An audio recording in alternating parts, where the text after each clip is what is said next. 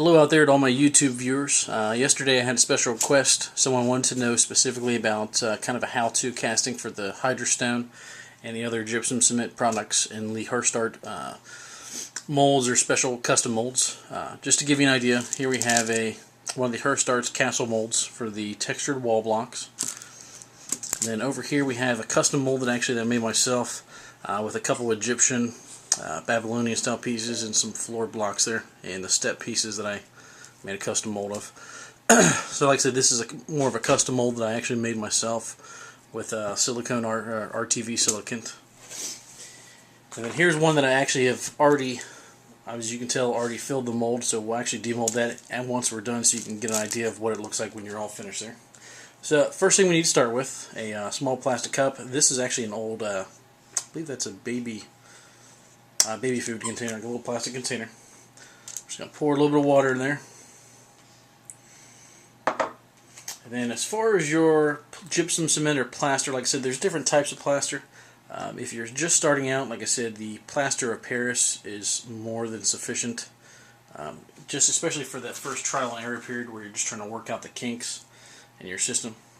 And ideally what you want to do is you want to add plaster or gypsum cement until you can see that it's not getting absorbed into the liquid as much as it was before.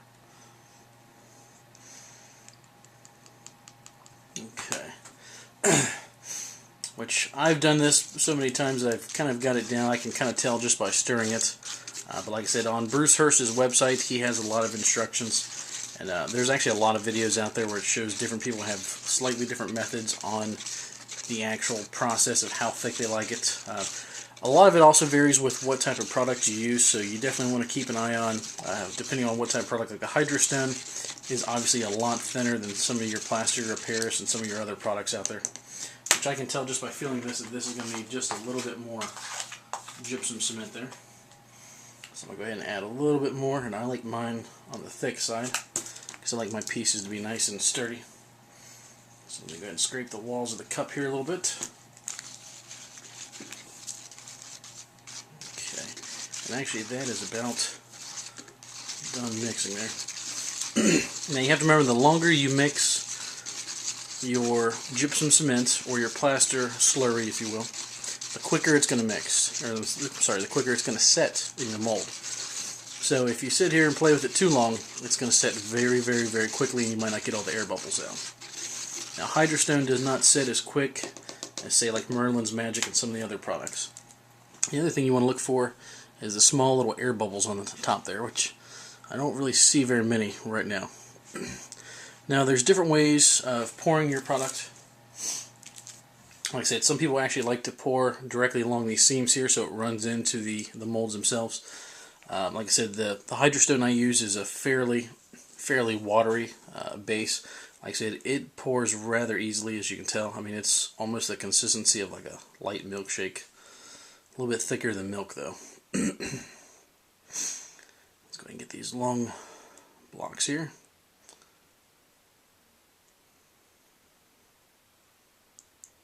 There we go. Let's go ahead and overfill these ones here a little bit.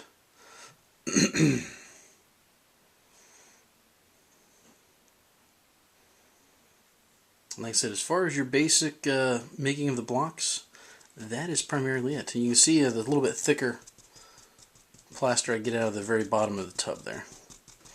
You can tell it's about 2 or 3 times as thick there. Now the number one thing about casting plaster products, obviously, is you want to make sure you don't get it on your clothing or anything that is going to stain. Now there's only one thing I'm scared of worse than, you know, dragons or beholders or anything in my D&D games, and that's making the wife mad. So I actually put wax paper down on my table if I am doing it upstairs. Normally I actually have a craft area down in my basement that I use, but lighting is a little bit better up here today, so we're actually going to film it up here.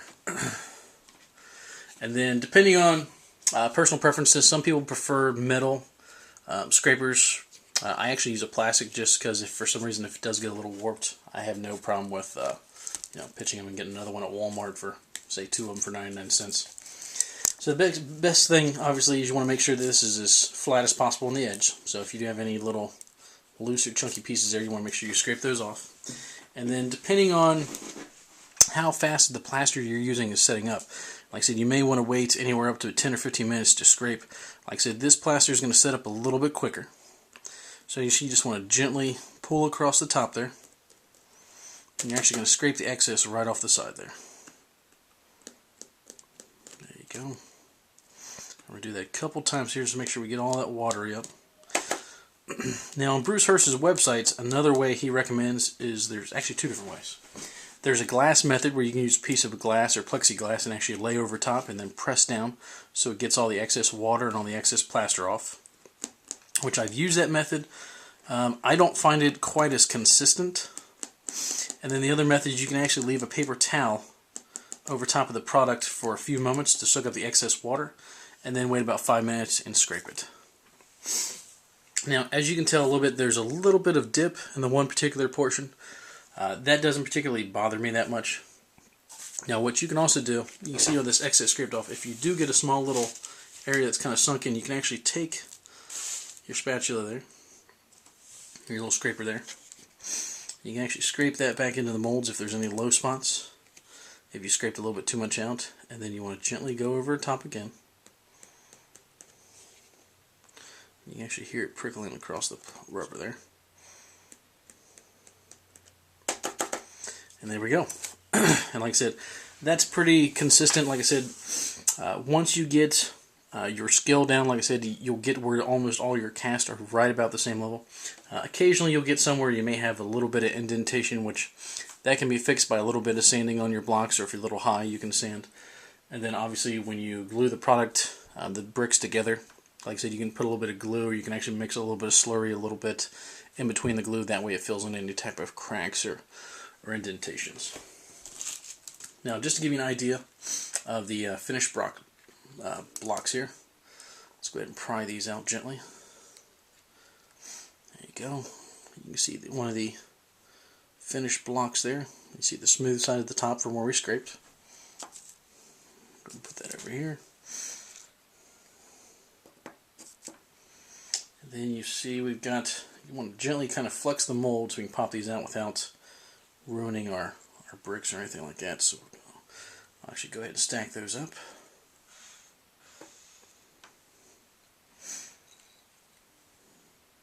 There we go. Let's go ahead and pop those bad boys out. Then you always want to shake out any of your loose pieces, and there we go. Now we have an empty mold. Now for the custom piece I made earlier, for any of you who saw my spiral staircase photos, this is the unfinished, I guess, unpainted pieces. So it gives you an idea of the shape and the size of the piece before it's been painted and dried, which I actually use a food dehydrator to dry these for about 2 or 3 hours, and then they're actually nice and dried out enough where I can paint them, which, like I said, I'm probably going to actually cast a couple days worth of pieces whenever I'm not busy at work there, and then I'll actually dehydrate one large batch there. Like I said, that's one type of stair piece, and then the other stair piece I'm actually working on at the moment is this bad boy right here. So as you can see, that's going to be a stairs I can set up against, say, like a wall. If I can get a video of that. There we go. So that's the new stair piece I'm working on right now. Like I said, that's more of a castle-like walled piece. And like I said, that'll be really nice for when I'm making stairs going in and out of a dungeon or something of that nature. And like I said, there we go. Has a picture of all the bricks just kind of stacked up on top of each other. Like I said, it gives you an idea of, like I said, that mold was about halfway filled. This one I didn't fill quite all the way up. I actually have plenty of these particular pieces here, so I'm not really that worried about casting those.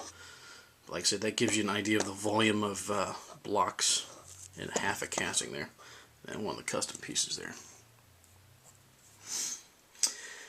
And like I said, that's it for the actual casting. Depending on the type of plaster you're using, it can take anywhere from 5 minutes for some types of plasters all the way up to 30 to 45 minutes, depending on what type of plaster and how thick and how watery you make it. Like I said, a lot of it, the actual set time, all depends on the plaster and then the consistency of how you're mixing it. Like I said, the more plaster you use, there's a kind of a diminishing return. Once you get to a certain point, you're not actually gaining any strength, or you can actually make it a little bit too brittle.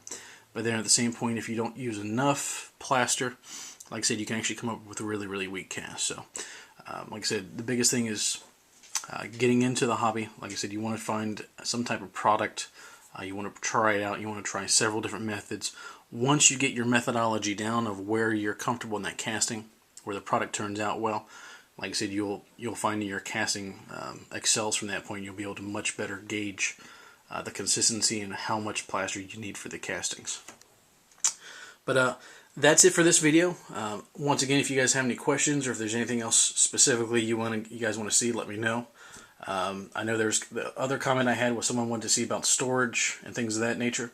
I probably won't get to that today in a video, but like I said, in the next couple of days, I'm actually going to release a couple more videos of how I store them, the actual pieces in my home, building of a dungeon tile set, like the pieces, and then also I'm going to have one on transporting your pieces. So tune in. Like I said, I've got a lot of videos coming out here in the next week or so, but bear with me. Like I said, my work's a little hectic this week, but I will be uploading a lot more videos. So thanks for watching, guys. Bye-bye.